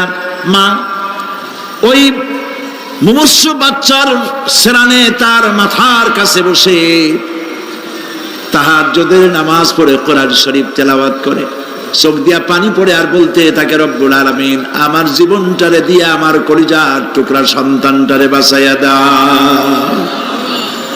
যেই মা নিজের জীবন দিয়া সন্তান বাঁচাইতে চাইলো, সেই সন্তান আজকে বউ পাইয়া মাকে ভুলে যায়, মায়ের সাথে খারাপ ব্যবহার করে। আল্লাহ রাব্বুল আলামিন বলেছেন, মা বাবার সঙ্গে খারাপ ব্যবহার করো না, ভালোবাসায় কথা বলো। ওয়াকুল লাহুমা কাওলান কারীমা, সম্মান সূচক কথা বলো। মা বাবার জন্য দোয়া করো আমার কাছে। কে বলতেছেন? আল্লাহ তাআলা বলছেন, দোয়া করো আমার কাছে এই ভাষায়, রব্বিরহামহুমা কামা রাব্বায়ানি সাগীরা। পড়েন সবাই, রব্বিরহামহুমা কামা রাব্বায়ানি সাগীরা। আয় আমার রব, আমার মা বাপ যেমনে ছোটবেলায় আমাকে অত্যন্ত যত্ন করে লালন পালন করেছে, আল্লাহ তাআলা তুমি দয়া করে আমার মা বাপকে তোমার রহমতের করে লালন পালন করো। সুবহানাল্লাহ। প্রত্যেক নামাজের পর সকলে এই দোয়া পড়বেন, মনে থাকবে? মনে থাকবে? প্রিয় ভাই সব, সেই কিয়ামতের মাঠে আমাদেরকে উঠতে হবে, আল্লাহর দরবারে উঠতে হবে। সেই সময় আমাদেরকে কেউ উপকার করবে না। يوم لا ينفع مال ولا بنون, সম্পদ আর সন্তান সন্ততি কোনো কাজে লাগবে না। মা তার সন্তানকে চিনবে না, সন্তান তার মাকে চিনবে না, বাপ তার সন্তানকে চিনবে না, কেউ কাউকে পরিচয় দিবে না। কি মারাত্মক অবস্থা! মানুষ চরম অসহায় হয়ে যাবে। চতুর্দিকে ফেরেশতার আনাগোনা, সূর্য মাত্র 1 হাত উপরে, প্রচন্ড তাপ নিয়ে সূর্য অবস্থান নেবে, মাথার চান্দি ফেটে গিয়ে গুনাহগারের মাথার মগজ গলে গলে পড়তে থাকবে। পিপাসার যন্ত্রণায় জিহ্বাটা ঝুলে কুকুরের মতো করে নাভিস্থল পর্যন্ত ঝুলে পড়বে। কেউ উপকার করবে না, কেউ জিগাবেও না। অনেক লোক আছে পীরের কাছে মুরিদ হয় আর মনে করে পীর সাহেব তারে কিয়ামতে সুপারিশ করবে। অসম্ভব। আয়াতুল কুরসির মধ্যে আমরা পড়ি, মান যাল্লাযী ইয়াশফাউ ইনদাহু ইল্লা বিইজনিহি। কে আছে এমন? কার হিম্মত আছে আল্লাহ পাকের বিনা অনুমতিতে কথা বলে, সুবহানাল্লাহ বলে। কোথার পীর কোথার খাজা বাবা হারায় যাবে। ইব্রাহিম আলাইহিস সালামের মতো পয়গম্বর কি মনে করে আল্লাহর খলিল। ইব্রাহিম আলাইহিস সালাম আল্লাহর কি? আল্লাহর খলিল। আল্লাহর খলিল কিয়ামতের দিন বলবেন, আল্লাহ পাক, আয় আল্লাহ তাআলা, আমার বাপের কাছে আমার একটা ওয়াদা ছিল, আমি সুপারিশ করব তার জন্য, তুমি দয়া করে আমার বাপকে জাহান্নাম থেকে ক্ষমা করো, আমি তার জন্য সুপারিশ করতেছি। আল্লাহ তাআলা বলবেন, ইব্রাহিম তোমার সুপারিশ মঞ্জুর হলো না। কথা বুঝতেছেন না? বুঝতেছেন না? ইব্রাহিম আলাইহিস সালাম যদি বাপের জন্য সুপারিশ করতে না পারে, ইব্রাহিম আলাইহিস সালাম তিনি যদি তার বাপের জন্য সুপারিশ করিয়া যদি ব্যর্থ হন, আপনার পেশাব কোন কামে লাগবে চিন্তা করেন। নবী করিম সাল্লাল্লাহু আলাইহি ওয়াসাল্লামকে প্রশ্ন করা হয়েছে, হে রাসূল আপনার আব্বা আম্মার অবস্থা কি হবে? কথা কি শোনেন নাকি? আপনার আব্বা আম্মার অবস্থা কি হবে? নবী করিম সাল্লাল্লাহু আলাইহি ওয়াসাল্লাম বলেছেন, আমি আমার আব্বা আম্মার কোন উপকারে আসব না। ইন্না লিল্লাহি ওয়া ইন্না ইলাইহি রাজিউন। তাহলে কোন সাহসে মনে করতেছেন কোন পীর কোন একটা বিদেশ থেকে দেশের থেকে একটা নাজিল হলো আর ওইটার পিছনে পিছনে দৌড়াবেন, সে আপনারা নাজাত দেবে, তার পায়ে চুমা খাবেন? এই পায়ে হাত দিয়ে কদম বুঝি করা বাদ দেন। টাকা ইনকাম করার জন্য মানুষকে ভুল পথে পরিচালিত করছে অনেক পীর, আছে না? এমন খালি মানুষে টাকা দেয়, জামায় অনেক পকেট, খালি টাকা নেয় সমানে ঢুকাইতে থাকে চতুর্দিক দিয়ে, বাইরে বোঝার উপায় নাই। কিন্তু অনেক পীর আছে এমন, ঢাকা শহরে বড় বড় মার্কেটের মালিক, আমি জানি বড় বড় মার্কেটের মালিক, বিরাট ব্যবসায়ী, জামা পরিষ্কার করে না 2 মাসেও, মানুষকে দেখাবার জন্য গামছাটা নাকের কাছে ধরে ফত ফত করে আওয়াজ করে, মনে হয় যেন কাঁদতেছে। আজ বিশাল তাসান্নু হাবিজাবি জিকির শিখায়, লা ইলাহা কতক্ষণ, ইল্লাল্লাহ কতক্ষণ, আল্লাহ আল্লাহ কতক্ষণ, কোথায় পাইছো? ইল্লাল্লাহ ইল্লাল্লাহ কিসের জিকির? ইল্লাল্লাহ মানে কি? আল্লাহ ছাড়া, আল্লাহ ছাড়া, আল্লাহ ছাড়া, আল্লাহ ছাড়া কি? কাজী রাসূলুল্লাহ যা করেন এগুলি বেদাত। এই সব পীরের পাশে যাবেন না, মনে থাকবে।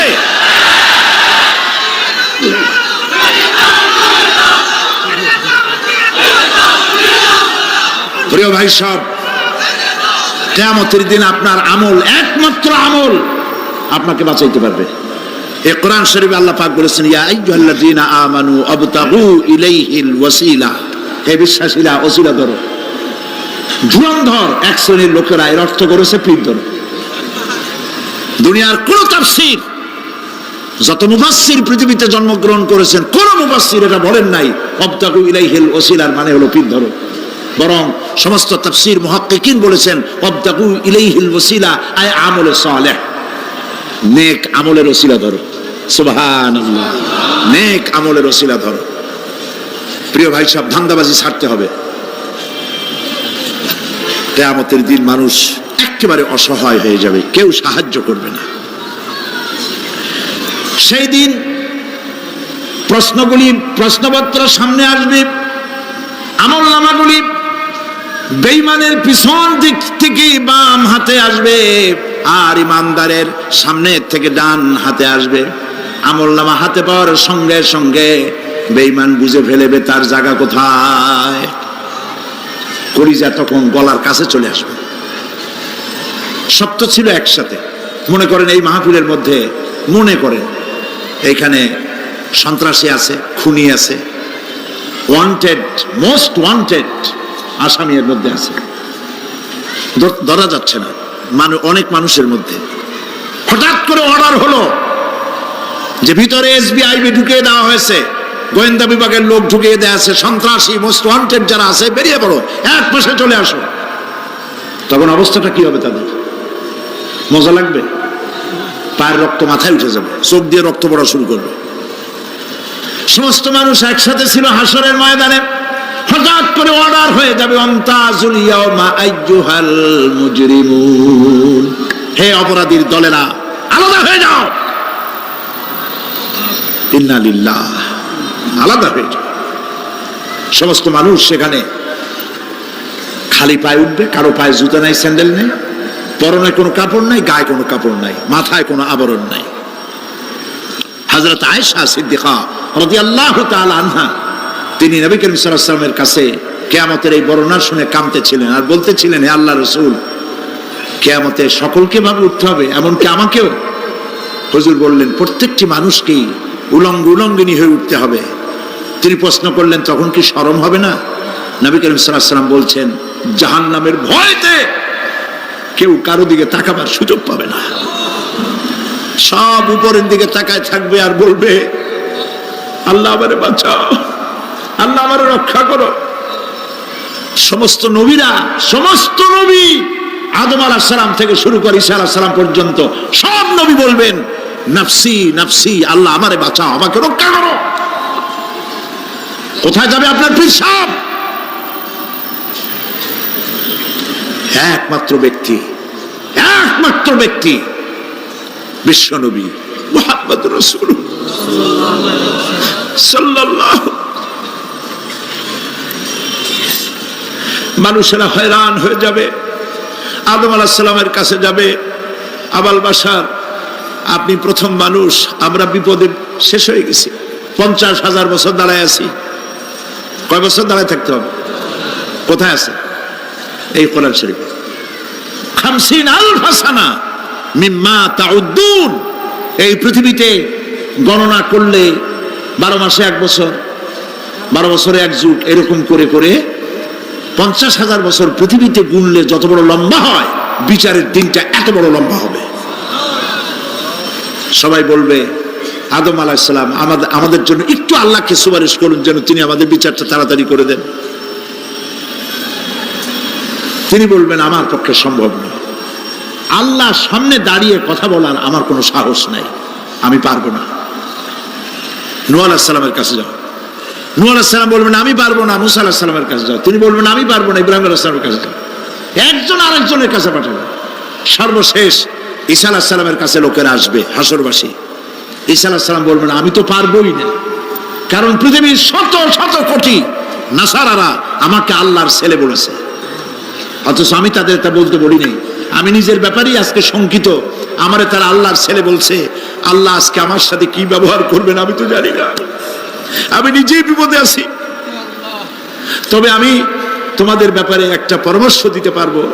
একজন ব্যক্তি আছে যার কাছে গেলে তিনি কথা বলতে পারবেন, তিনি বিশ্বনবী রাহমাতুল লিল আলামিন জনাব মুহাম্মদ রাসূলুল্লাহ সাল্লাল্লাহু আলাইহি ওয়াসাল্লাম। তার কাছে চলে যাও, হাসরবাসীরা তার কাছে চলে যাবেন। নবীজি সকলের কথা শুনে সিজদায় পড়ে কাঁদতে থাকবেন। তিনি বলবেন, হাসরবাসীদেরকে আশ্বস্ত করবেন, এই কাজ আমার কাজ, আমি বলবো আল্লাহ পাককে। তিনি সিজদায় পড়ে কাঁদবেন। রব্বুল আলামিন প্রশ্ন করবেন, হে আমার রাসূল, আপনার তো আজকে কান্দার দিন না, আপনি কাঁদেন কেন? আমি আপনাকে মাকামে মাহমুদ দিয়েছি, কাউসারের মালিক বানাই দিয়েছি। আপনি জান্নাতে প্রবেশ করার আগে কেউ বেহেশতে যাইতে পারবে না, এই সম্মান দিয়েছি, কাঁদেন কেন? নবীজি বলেন, রব্বুল আলামিন যা তুমি আমার জন্য বরাদ্দ রেখেছো সব আমি পেয়েছি বা পাবো, আমি কান্দি আমার উম্মতের কি হবে?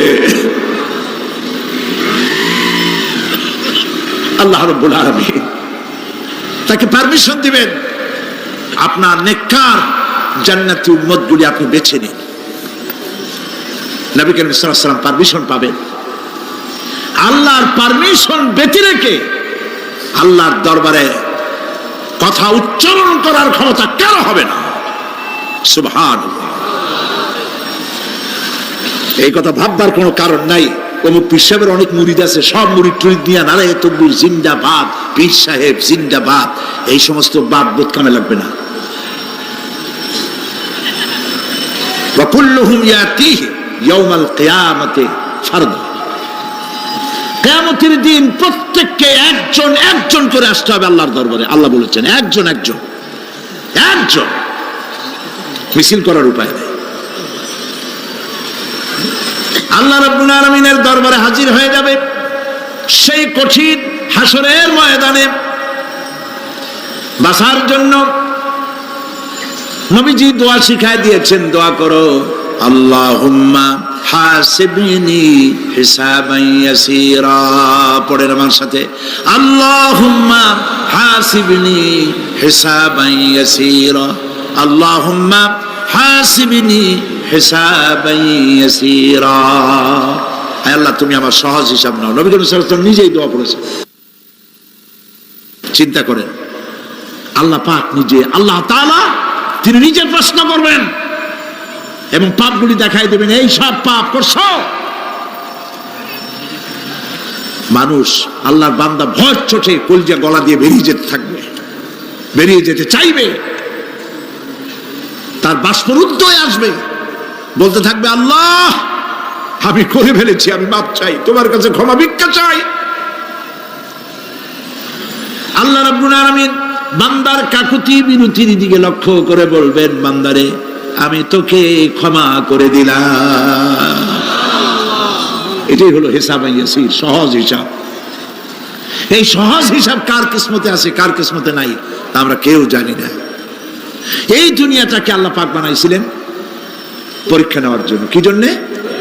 পরীক্ষা নেওয়ার জন্য। পরীক্ষায় যার যে বয়স এখন আছে, এখানে আমার যা বয়স, আপনার যা বয়স, এই বয়সে যা যা করছি এখন হিসাব করেন। ছোটবেলায় কই মাছের কাঁচা গলার মধ্যে ঢুকছিল, তখন ক্লাস 2 তে পড়ি, এরকমের একটা ঘটনা মনে আছে কিনা? মনে নাই? অন্যের বাড়ির আম পাড়তে গিয়া বাড়িওয়ালার সামনে পড়ছিলেন, 2টা থাপ্পড় দিছিল, এসব কথা মনে আছে না? আছে কিনা? এই ছোট্ট ছোট্ট কথাগুলি, কোন পুকুর পাড়ে আসার খাইছিলাম, কেডা মারছিল, সেই ছোট্টবেলা থেকে এই পর্যন্ত এই ছোট্ট কথাগুলি যদি মনে থাকে, তাহলে বড় বড় পাপ কি কি করছেন তা মনে নাই? তাহলে নিজের হিসাব নিজে করো। কিয়ামতে আল্লাহ পাক আমলনামা হাতে দিবেন, বলবেন পড়ো, ইকরা কিতাবাক, পড়ো তোমার আমলনামা। তুমি তোমার হিসাবের জন্য আজকে তুমি নিজেই যথেষ্ট। পড়ে দেখো কি করছো। ইন্না লিল্লাহি ওয়া ইন্না ইলাইহি রাজিউন। হযরত ওমর ফারুক রাদিয়াল্লাহু তাআলা আনহু,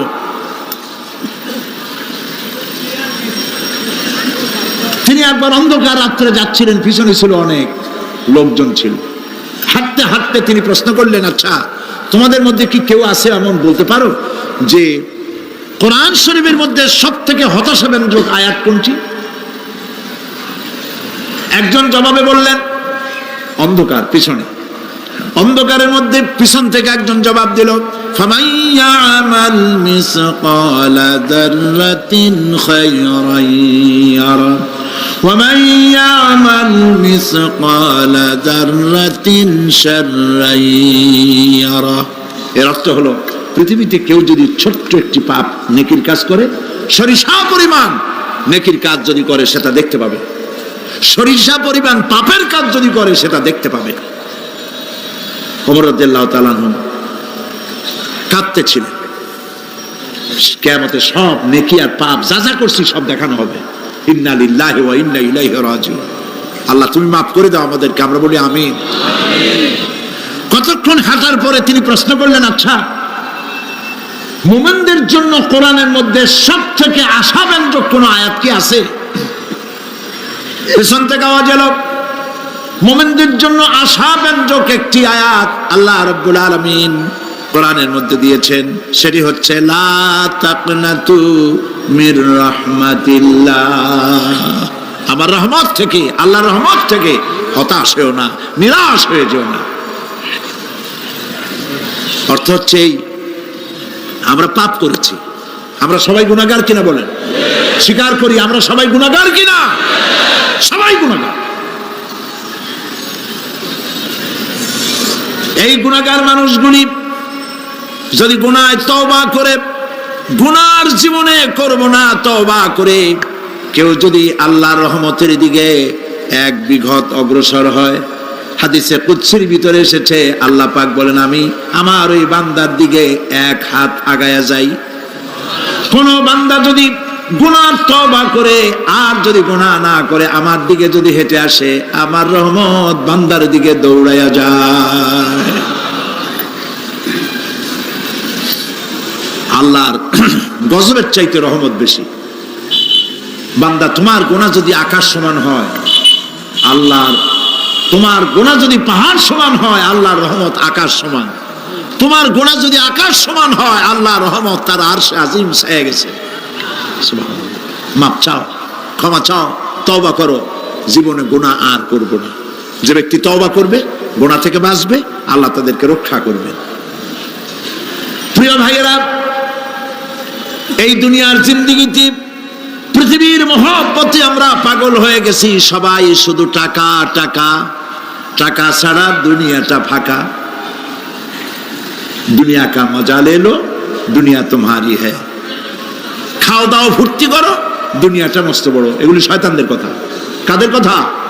শয়তানদের কথা। আল্লাহ বলেছেন কুলু ওয়া তামাত্তাউ, খা, জব্বার খাও, খা, খার ফুর্তি কর।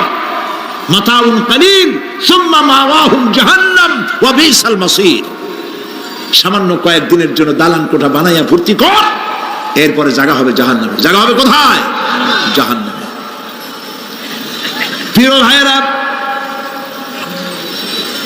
এই দুনিয়াটার দৃষ্টান্ত একটা পরের স্ত্রীর মতো সুন্দরী যুবতী, রূপবতী, স্বাস্থ্যবতী পরের একটা স্ত্রী। এইটারে দেখে আফসোস করে কোনো লাভ আছে? জবাব দেন। যারা কথা বোঝেন তারা জবাব দেন। অন্যের সুন্দরী তরুণী, তন্নী, রূপবতী যুবতী, রূপের ছটায় চতুর্দিক আলোকিত, এরকম একটা পরের বউ দেখে আফসোস করে কোনো লাভ আছে? ওর তো বিয়ে হয়ে গেছে, তুমি আফসোস করে লাভ কি? গলা দড়ি দিয়ে মরলেও লাভ নাই।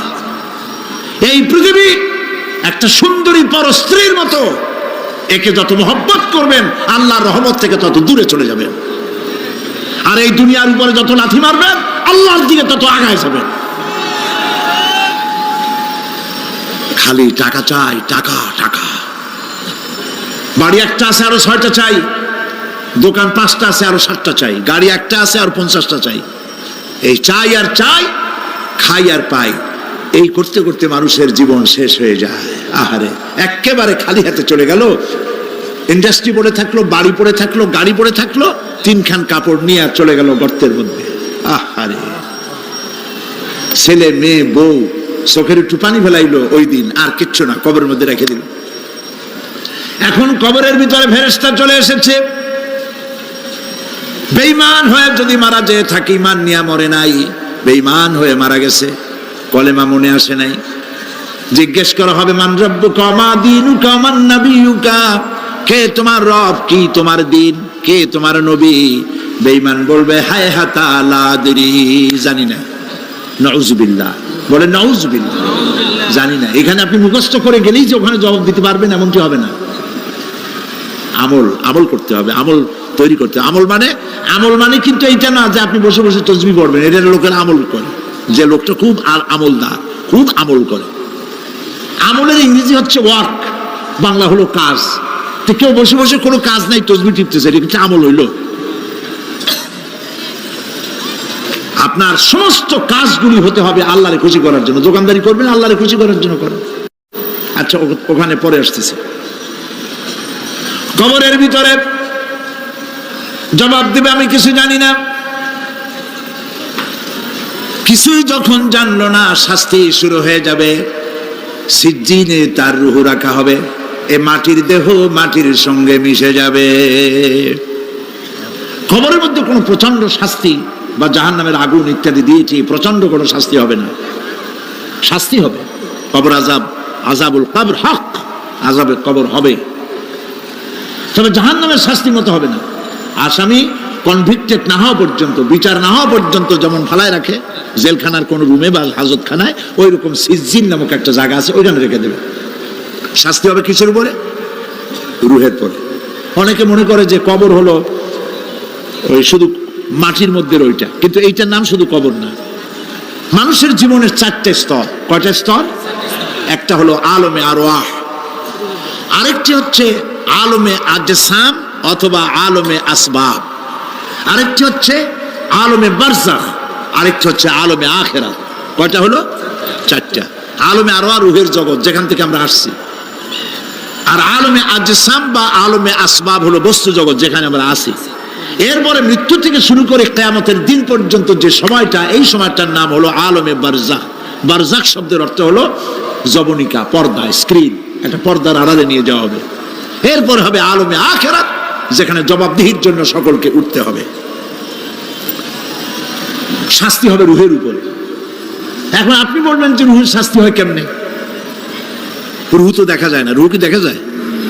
রুহ সম্পর্কে প্রশ্ন করা হয়েছে, ওয়ায়াসআলুনাকা আনির রূহ কুলির রূহু মিন আমরি রাব্বি।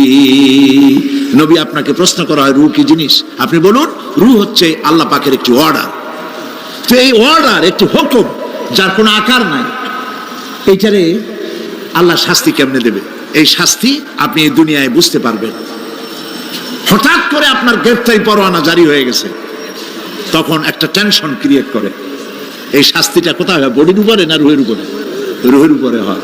ঘুমায় আছেন, স্বপ্নে দেখতেছেন বাঘে তাড়াইতেছে, বউ কাছে শোয়া, পুলিশে তাড়াইতেছে, বাঘে তাড়াইতেছে, সাপে তাড়াইতেছে, ঘেমে ভয়, আপনি ভয়তে ঘেমে হার্টবিট এত বাড়ছে, ঘুমের থেকে জেগে বউরে ধমকাচ্ছেন যে আমারে বাঘে তাড়াইলো, তুমি একেবারে নাক ডেকে জন্মের মতো ঘুমাইতেছ। বউ তো টেরই পায় নাই, ঠিক কিনা? এই যে বাঘে তাড়াইলো, পুলিশে তাড়াইলো, সাপে তাড়াইলো, ঘুমের মধ্যে কষ্টে ঘাম বেরিয়ে গেল, এই শাস্তিটা কিছুর উপরে হইলো? রুহের উপরে। এটা আল্লাহ দেখাই দিলেন, মরার পরে এর থেকে মারাত্মক কঠিন শাস্তি রুহের উপরে হবে। তারপরে বডি বানানো হবে জাহান্নামে দেওয়ার জন্য। এগুলির ব্যাপারে আমি আলোচনা করেছিলাম চট্টগ্রামে এবছর সূরা নাবার তাফসীর করেছিলাম। সূরা নাবা, আম্মা ইয়াতাসাআলুন, 5 দিন তাফসীর করেছি। 31 জন হিন্দু খ্রিস্টান মুসলমান হয়ে গেছে এবার চট্টগ্রামে।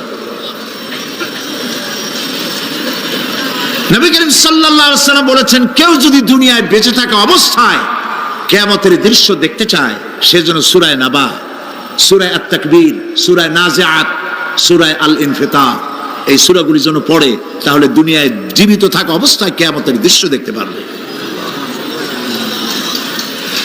ঈমানদার ব্যক্তি, যে ব্যক্তি মরার সময় মুখে উচ্চারণ করতে পেরেছে লা ইলাহা ইল্লাল্লাহু মুহাম্মাদুর রাসূলুল্লাহ, জোরে সরে পড়েন লা ইলাহা ইল্লাল্লাহ, লা ইলাহা ইল্লাল্লাহ, লা ইলাহা ইল্লাল্লাহ, লা ইলাহা ইল্লাল্লাহু মুহাম্মাদুর রাসূলুল্লাহ।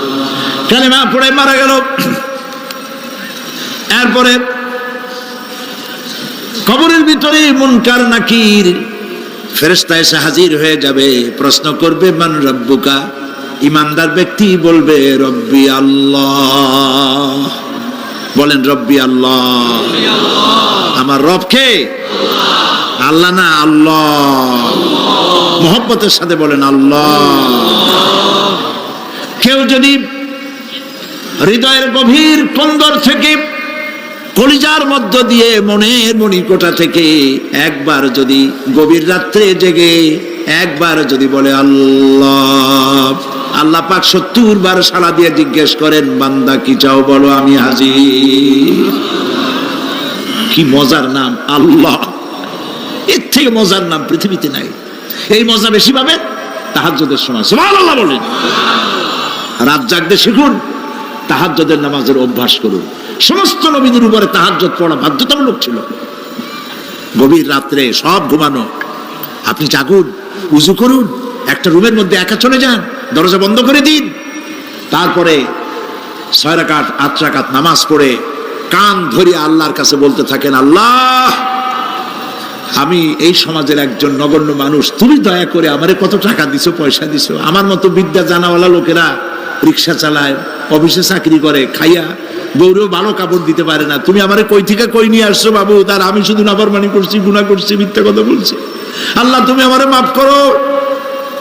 গভীর রাত্রে গুনগুন করে নিজের কানে ধরে অপরাধ স্বীকার করে কাঁদতে থাকেন আর ডাকতে থাকেন, ইয়া আল্লাহু ইয়া রহমানু ইয়া রহিমু ইয়া হাইয়ু ইয়া কাইয়ুম। পড়েন ইয়া আল্লাহু ইয়া রহমানু ইয়া রহিমু ইয়া হাইয়ু ইয়া কাইয়ুম ইয়া আল্লাহু ইয়া রহমানু ইয়া রহিমু ইয়া হাইয়ু ইয়া কাইয়ুম।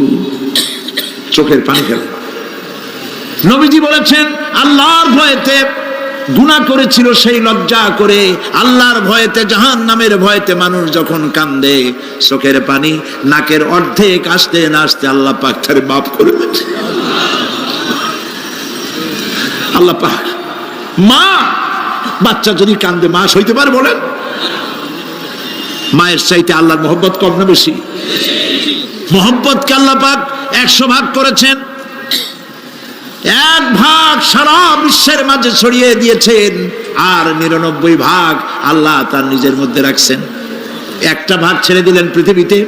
সেই ভাগের থেকে যেটুকুন মুরগি পেল, মুরগি তার বাচ্চা ঠেকাবার জন্য চিলের সাথে লড়াই করে, শিয়ালের সাথে লড়াই করে, গরু হাতির সাথে লড়াই করে, মানুষ তার সন্তানকে বাঁচাবার জন্য জীবনটাও দিয়ে দেয়। 1টা ভাগের যতটুকুন পেলাম, সেই মহব্বত যদি আমার এত তীব্র হয় স্ত্রীর জন্য, সন্তানের জন্য, তাহলে 99টা ভাগ মহব্বত যে আল্লাহর কাছে বান্দার জন্য, তার দয়া কত বেশি। এই জন্য কবরের ভিতরে প্রশ্ন হবে, কে তোমার রব? মুমিন ব্যক্তি বলবে রব্বি আল্লাহ, আমার রব আল্লাহ। ওয়ামা দীনুকা, তোমার দিন কি? বলবে দীনুনাল ইসলাম। ওয়ামান নবিয়ুকা, তোমার নবীকে? ওই লোক বলবে নবিয়ুনা মুহাম্মাদুর রাসূলুল্লাহ সাল্লাল্লাহু আলাইহি ওয়াসাল্লাম। হাদিসে এসেছে ওই সময় নবীজির চেহারা মোবারক দেখানো হবে, প্রশ্ন করা হবে মা কুনতা তাকুলু ফি হাদার রাজুল, এই লোক সম্পর্কে তোমার ধারণা কি? লোকটি বলবে হাদা নবিয়ুনা মুহাম্মাদুর রাসূলুল্লাহ সাল্লাল্লাহু আলাইহি ওয়াসাল্লাম, ইনি তো আল্লাহর রাসূল, আমার নবী। সঙ্গে সঙ্গে গায়েব থেকে আওয়াজ হবে ফাফরিশু বিল জান্নাতি ওয়ালবিসু বিল জান্নাহ, আমার ফেরেশতারা আমার বান্দার জন্য জান্নাতের বিছানা কবরের মধ্যে বিছায় দাও, আর আমার বান্দাকে জান্নাতের পোশাক পরায় দাও, জান্নাতের পোশাক পরায় দাও, জান্নাতের বিছানা বিছায় দাও, আর তার কবরটাকে প্রশস্ত করো ইলা মাদ্দা বাসারা, যদ্দূর তার চোখের দৃষ্টি যায় অদ্দূর বড় বানায় দাও কবর। ফেরেশতারা বলবেন নম কানাউমুল উরুস, দুলামিয়া যেমন বাসর সজ্জায় বউ নিয়ে ঘুমায়, তুমি আরামে ঘুমায় থাকো ইলা ইয়াউমিল কিয়ামা। ভাই সাহেব, এই পৃথিবীর সব ফাঁকিবাজি, মোহ, সব মোহ, স্ত্রী পুত্র পরিজন মাল ধন কিচ্ছু না, কোনো দাম নাই। আল্লাহকে ভয় করুন, আল্লাহকে ভয় করে চলুন। ভয় তো করতে পারলাম না, এত বড় একটা রমজান মাস চলে গেল, রোজা আসছিল তাকওয়া সৃষ্টি করার জন্য, সারা জীবন রোজা রাখলাম, মুত্তাকি হইতে পারলাম না। এটা ঠিক কিনা বলুন? সারা জীবন রোজা রাখলাম, মুত্তাকি হইতে পারি নাই। এখনো মিথ্যা কথা বলি, ওজনে কম দেই, খাদ্যে ভেজাল দেই, কথা ঠিক কিনা? মিথ্যা কথা বলতেছেন। মিথ্যা কথা বলা কবিরা গুনাহ, মিথ্যা কথা বলা সমস্ত গুনার মা। কথায় কথায় মিথ্যা বলা হচ্ছে। দোকানদারি করতেছেন, কষ্ট করে মাল কিনছেন, লাভের জন্যই তো কিনছেন, মিথ্যা কোন কেন? ওজনে কম দিচ্ছেন, ভেজাল দিতেছেন, ভেজাল দিয়া কম দিয়া কয় টাকা উপার্জন করবেন? আর কতগুলি খাইতে পারবেন আপনি? চাউলের মধ্যে তুষ দিলেন, কুড়া দিলেন, পাথর দিলেন। আহারে মুসলমান, কি কপাল পোড়া! ওজন দিতে গিয়া একটু খিস দিয়া ধরে যেদিকে পাথরটা, আর মালটা যেদিকে সেদিক টেটু নিচু করে দেয়। যে কেনে সে মনে করে মাশাআল্লাহ, লোকটা তো খুব ভালো, আমার তো বেশি দিছে। কিন্তু বাড়ি যায় দেখবেন আপনারা 14 গ্রাম কম দিয়েছে। ও 14 গ্রাম তো না, এখন তো গ্রাম বলে, আগে তো আমরা ছটাক মটক বলছি, এখন গ্রাম বলে সুবিধার জন্য। এগুলি কি আমি বানায় বলতেছি না? কথা ঠিক। লাভটা কি? কি লাভ? জমিনের আইল ঠেলতেছেন, পরের জমিন দখল করতেছেন, দুনিয়ারে ঠকাইছেন, ভাইরে ঠকাইছেন, ভাইয়ের সম্পত্তি ফেরত দেন নাই। আহা, এই যে দুরবস্থার সৃষ্টি হলো, আমলের পরিবর্তন হলো না। মসজিদ বানাইছি সব দালান, মসজিদগুলি সব বিল্ডিং হয়ে গেছে। নবী করিম সাল্লাল্লাহু আলাইহি ওয়াসাল্লাম বলেছেন মাসাজিদুহুম আমিরাতুন ওয়াহিয়া খারাবুম মিনাল হুদা, মসজিদগুলি সব দালান হয়ে যাবে শেষ যুগে। এগুলি নবী করিম সাল্লাল্লাহু আলাইহি ওয়াসাল্লামের ভবিষ্যৎবাণী। মসজিদগুলি কি হবে? সব বিল্ডিং হয়ে যাবে। ওয়াহিয়া খারাবুম মিনাল হুদা, হেদায়েত থেকে খালি হয়ে যাবে। হেদায়েত নাই, খালি মসজিদ, building, tiles, mosaic, air condition সব আছে, হেদায়েত নেই। কবি বলতেছেন মসজিদ তো बना ली है शब भर में ईमान की हरारत वालों ने, मन पुराना पापी रहा बरसों में नमाजी बनना सिखा। মন চাইছে তাড়াতাড়ি করে মসজিদ একটা বানাই ফেলাইছে, কিন্তু বছর বছর নামাজ পড়লো, মন সেই পুরানা পাপী রয়ে গেছে, সেই পাপ থেকে সে বাঁচতে পারে নাই। এই জন্য বিশ্ব কবি আকবাল বলেন মসজিদ মে মরসিয়া খাহে কে নমাজি ন রহি, মসজিদ মে মরসিয়া খাহে কে নমাজি ন রহি, याने वो साहिबे औसाफ हिजाजी न रही। মসজিদ আটকানতেছে, আমার সেই নামাজি কই? যেই নামাজিরা যখন নামাজ পড়তো পাখি এসে মাথার উপরে বসতো, পাখিতে বুঝতে পারতো না যেটা মানুষ না গাছ। সুবহানাল্লাহ। আর এখন ইমাম যদি নামাজ পড়তে আত্মাহিত পড়তে দেরি করে, ধীরে ধীরে পড়তেছে, পিছন থেকে সিগন্যাল মারা শুরু করে, বেয়াদব। ইমাম যদি নামাজের মধ্যে, ইমামকে কখনো গলায় কাশি দিয়ে আপনি ডিকটেট করতে পারবেন না, বেয়াদবি, নামাজ নষ্ট হয়ে যাবে। অনেকে করে কিনা বলো, ওর নিজেরটা শেষ হয়ে গেছে এই জন্য ইমাম করে না কেন, সেই জন্য কাশি দেয়। এটা ফাজলামি করার জায়গা নয়। প্রিয় ভাই সব, সুতরাং আমল যদি ভালো না হয় মসজিদ সুন্দর বানায় লাভ হবে না। আমল যদি ভালো না হয় সুন্দর জামা টুপি পরে কোনো লাভ হবে না। শরীরে হয়েছে ক্যান্সার আর মাথায় মাখতেছে টুবিলাসের তেল, লাভ আছে? বলেন লাভ আছে? কোনো লাভ নাই।